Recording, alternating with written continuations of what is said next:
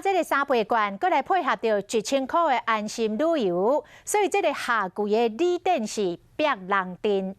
这个疫情平稳后的第一场实体旅展，今仔日伫台北世贸来登场，总共有500单的单位。伫开门的前3点钟，都有民众等要入场咯。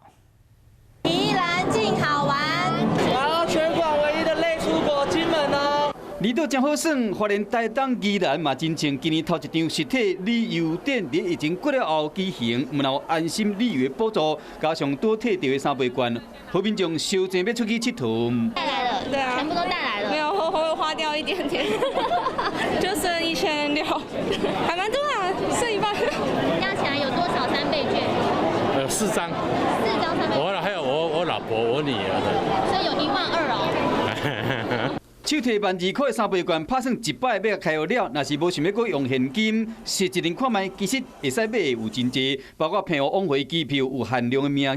金门算3天，特定出发的日期，要有带2枚，还是4人房搁加1000。若是3倍券加上安心旅游，当时使用，安尼带5000级的高雄二大方家，甲台南老爷饭店，4000块拢会使用。我们出发的区间主要是锁在8月份跟9月份的部分。在离岛部分，班机可以随时增加，但是酒店住宿可能没办法随时盖一间酒店。目前的状态是因为酒店的供给量不足。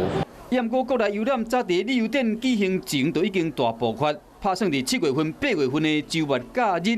去离岛也是花莲台东佚佗，即马差不多订无房间啊。想要趁旅游展更好康的，可能要先计划好你要佚佗的时间甲地点。